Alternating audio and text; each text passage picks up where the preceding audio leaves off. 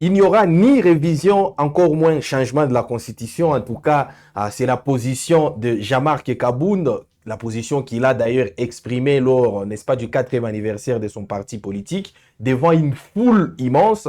Jean-Marc Kabound, l'opposant congolais, a donc donné son avis sur plusieurs sujets d'actualité en politique congolaise, notamment les sujets liés au changement de la Constitution, mais également les sujets liés au 3e mandat. Il a également parlé de la question épineuse actuellement en RDC, c'est-à-dire celle liée à l'accueil des migrants expulsés des États-Unis. Et donc Jean-Marc Kabound a promis à ces foules-là qu'il n'y aura ni révision, encore moins changement de la Constitution du 18 février 2006, un projet que porte l'UDPS, le parti au pouvoir, et que la mouvance présidentielle tient à tout prix à matérialiser. D'ailleurs, le vice-président de l'Assemblée nationale, Jean-Claude Chilumbayi, en a fait mention lors, n'est-ce pas, d'une interview à la France 24 en disant que le changement de la Constitution sera fait et Félix Tshisekedi devrait rester au pouvoir jusqu'à ce que la paix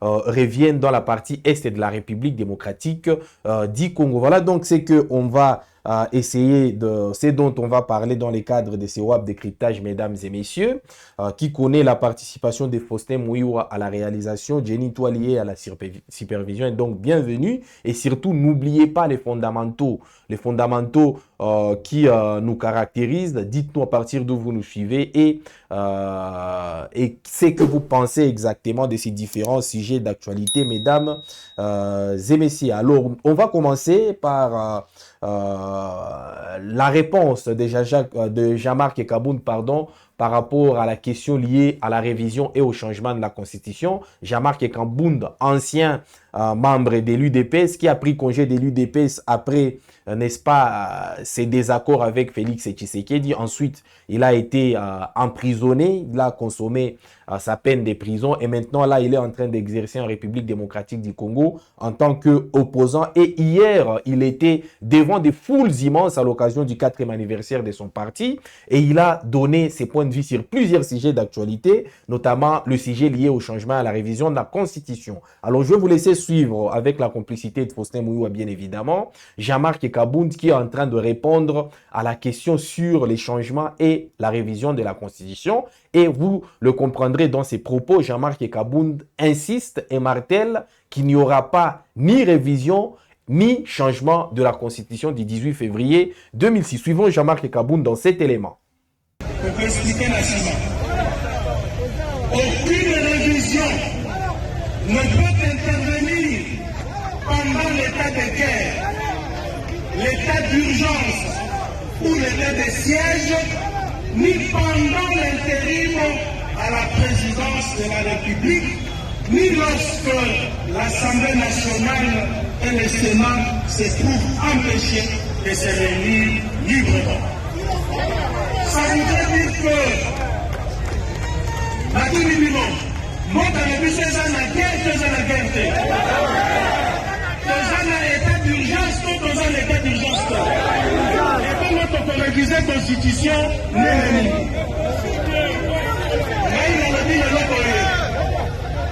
révision est aux à la terre. Les amis constitutionnels, la Constitution et le but, na contexte à comment il y a l'autre, à côté comme ça, là, il y a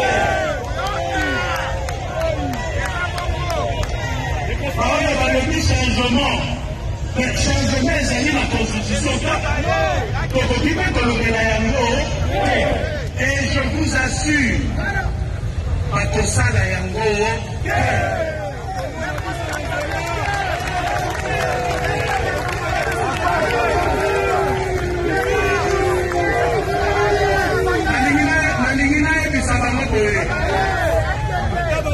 parce que bandeko na biso wana assemblée pour ignorer histoire ya mboka na biso mpona nini constitution oyo esalema lelo bakotisi na mito bakongolais kaka ndenge nazali koyebisa bino babotama na lukuta bakola na lukuta bakokufa na lukuta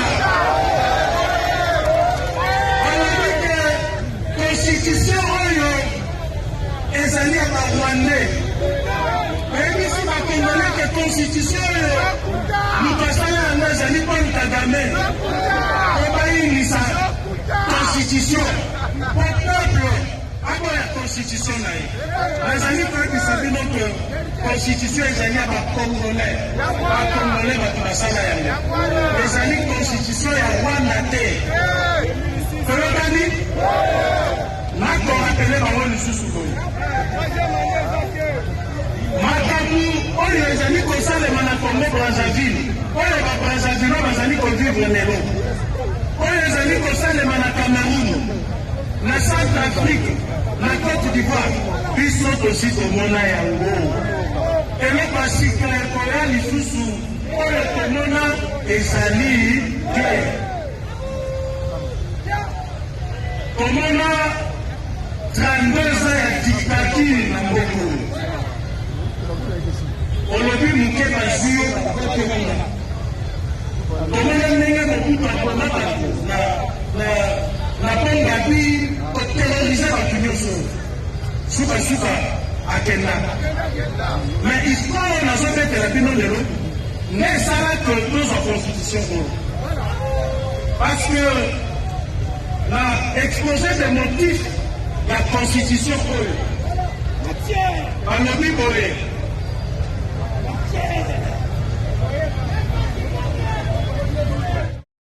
Il n'y aura ni révision ni changement de la Constitution. Tels sont les propos donc de Jean-Marc Kabound, président du parti politique Alliance pour les changements, à l'occasion du premier anniversaire de l'enregistrement de son parti, de sa formation politique officiellement par le ministre de l'Intérieur, mais également le 4e anniversaire depuis la création de son parti. Et donc Jean-Marc Kabound, ancien allié du président Félix Tshisekedi.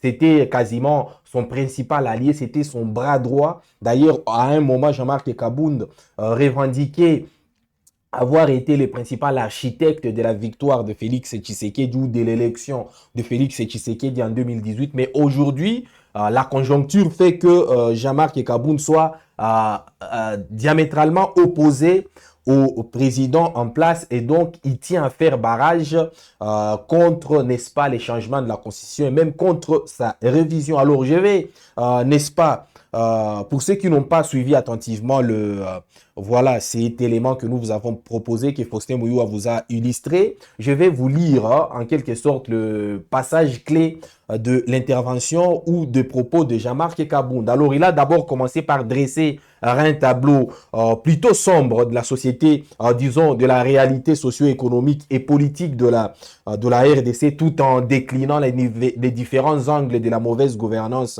du régime en place, avant finalement de s'interroger, est-ce que ces tableaux peints, est-ce qu'avec ces tableaux peints, peut-on parler de la révision ou du changement de la Constitution? A-t-il questionné la foule immense qui était, n'est-ce pas, sur les parterres lors de son allocution? La révision, il a donc poursuivi en ce sens.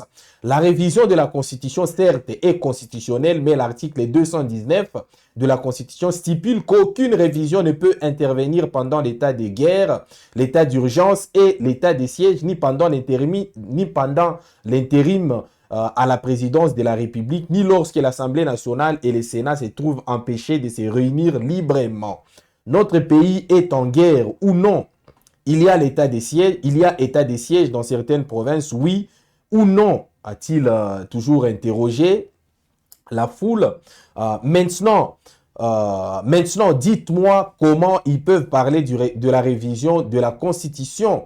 Aujourd'hui, j'ai dit ceci, il n'y aura pas de révision de la Constitution. C'est constitutionnel, mais la Constitution fixe les cadres et dans les contextes actuels de la RDC, ils ne peuvent pas le faire. Ceux qui parlent du changement de la Constitution, il n'est pas prévu dans la Constitution et on ne peut même pas en parler. Et je vous assure, ils ne vont pas le faire, a donc promis Jean-Marc Kabound à la foule sur place. Il a poursuivi en ce sens. Ici, je m'adresse à tous ces turiféraires-là, les professeurs de droit constitutionnel du ventre, certainement qu'il faisait allusion au professeur André Mbata. Je vous dis ceci, la Constitution ne prévoit pas son changement, mais dans notre pays, on a vu des changements de constitution et je vais leur dire dans quel contexte que cela a été fait. Pour quitter la Première République et entrer à la deuxième, c'est-à-dire les changements du régime en quittant de la Première République pour entrer à la Deuxième République, c'est après que la constitution a été changée. Pour quitter la Deuxième République et entrer à la Troisième République avec le régime Kabila, vous savez ce qui s'était fait. En 65, c'était le coup d'État et en 97, c'était la rébellion. Ça change les régimes, ça fait basculer la République. Et après, il y a eu changement de la Constitution. C'est la transition dans ces pays. Il n'y a pas eu de changement de Constitution avant ces deux phénomènes ou événements. Alors, il a d'ailleurs poursuivi en menaçant en ce sens. S'ils persistent dans leurs projets, ils ne vont pas les faire. Ils verront comment nous allons entrer à la 4e République sans eux. Ils verront ces changements s'opérer par la fenêtre parce qu'ils osent commencer ça. Ils ne vont pas terminer ça. Et puis, je vais leur dire ceci. Dans ces pays, nous avons tous vu, le premier président de ces pays a connu le coup d'État. Le deuxième a été chassé du pouvoir par la rébellion comme un petit enfant. Le troisième président de ces pays a été assassiné dans son bureau. Le quatrième président de ces pays est aujourd'hui condamné à mort. Donc, Félix Tshisekedi, il a intérêt de sortir par la grande porte. Je ne dis que la vérité. J'ai dit à Félix Tshisekedi ceci. Il est le seul président que ces pays a connu. Il est tel qu'il est. Peut-être qu'il aura la chance de sortir.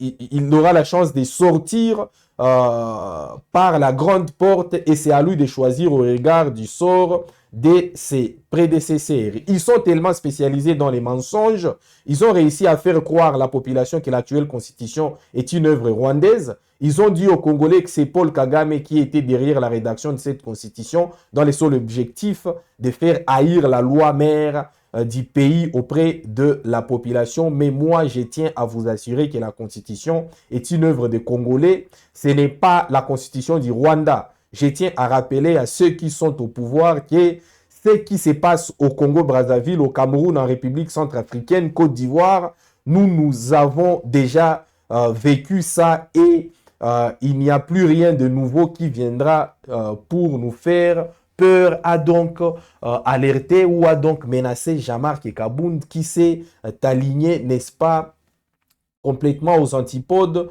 de tous les turiféraires du changement de la Constitution. D'ailleurs, Jean-Marc Kabound a dit que les changements de la Constitution pourraient amener vers un chaos qui ferait vivre à Félix Tshisekedi les mêmes sorts que ses prédécesseurs. Alors, Jean-Marc Kabound n'a pas parlé que du changement de la Constitution, il a également parlé de la question des migrants. Les migrants qui sont reçus en masse en République démocratique du Congo. Encore faut-il revenir sur les contextes.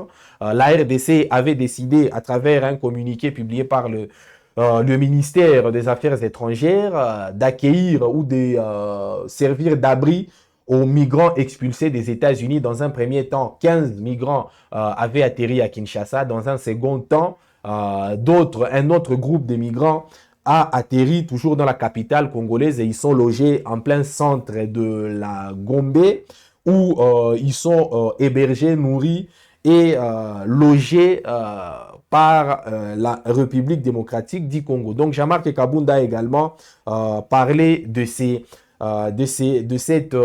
accueil de migrants-là par la RDC et comme vous ne vous en doutez pas, il a montré tout son désaccord par rapport à cette décision qui, selon lui, fait de la RDC un dépotoir ou un autre État des États-Unis d'Amérique. Je vais vous laisser suivre Jean-Marc Kabound dans cet élément où il est en train de parler notamment de l'accueil des migrants par la République démocratique du Congo sur décision du gouvernement.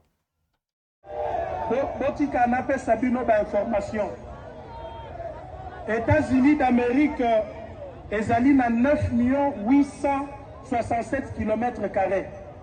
Congo ezali na 2 345 000. Congo ezokota na États-Unis 4,2 fois. Congo ezali na 100 millions d'habitants, États-Unis ezali na 345 millions. Ce qui bosali calcul, États-Unis d'Amérique azali na 35 000 habitants pour 1 km², Congo azali na 45 millions d'habitants pour 1 km². Nani akotinda bato pa moninga?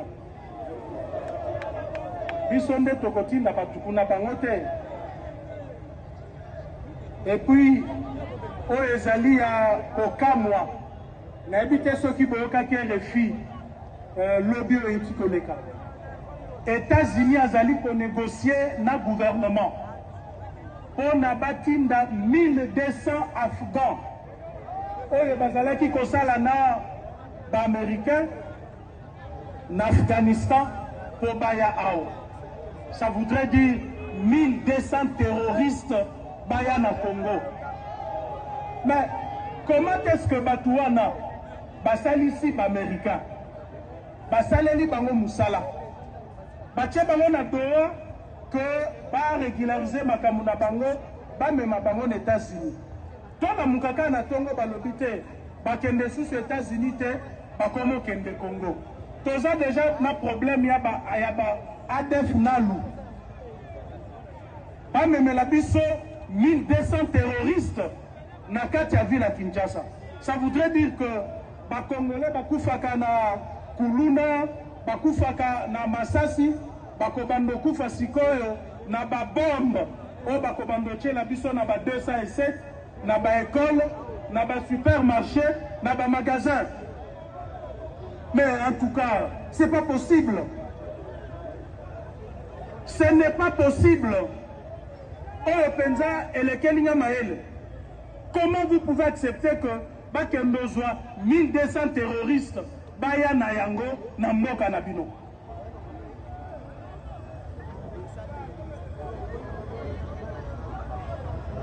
Na yango tozoloba boye. Congo ezali 53e état ya États-Unis te. Congo ezali 53e état ya États-Unis te. Président ya États-Unis azali président ya États-Unis.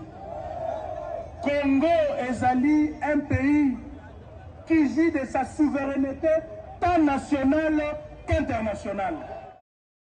Voilà donc l'indignation de Jean-Marc Kaboun, président du parti Alliance pour les changements, qui redoute que par la décision du gouvernement congolais d'accueillir les migrants venant des États-Unis d'Amérique et d'autres qui viendraient probablement d'Afghanistan, la RDC ne puisse finalement abriter des terroristes. Il a dit ceci: les États-Unis veulent envoyer 1200 Afghans chez nous. Ils vont envoyer 1200 terroristes à Kinshasa.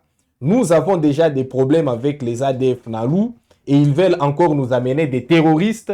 C'est indigné Jean-Marc Kaboun qui a par la suite rappelé que la RDC n'est pas le 53e État des États-Unis d'Amérique. Voilà donc la position vraiment radicale, d'une radicalité digne d'un opposant radical d'ailleurs au régime en place de Jean-Marc Kaboun, qui vraiment s'insurge contre la décision encore incomprise du gouvernement congolais de décider d'accueillir ou de servir d'abri pour des migrants expulsés des États-Unis d'Amérique, c'est-à-dire les États-Unis d'Amérique n'en veulent pas et donc ils les ont déversés en République démocratique du Congo sur fond, selon plusieurs sources, d'un accord bilatéral. Mais pendant ces temps, la première ministre Judith Suminwa avait dit justement que cela rentrait dans les cadres, n'est-ce pas, d'un service que la RDC rendait simplement aux États-Unis d'Amérique. L'OIM a confirmé qu'il s'agissait d'un accord bilatéral. Beaucoup d'autres sources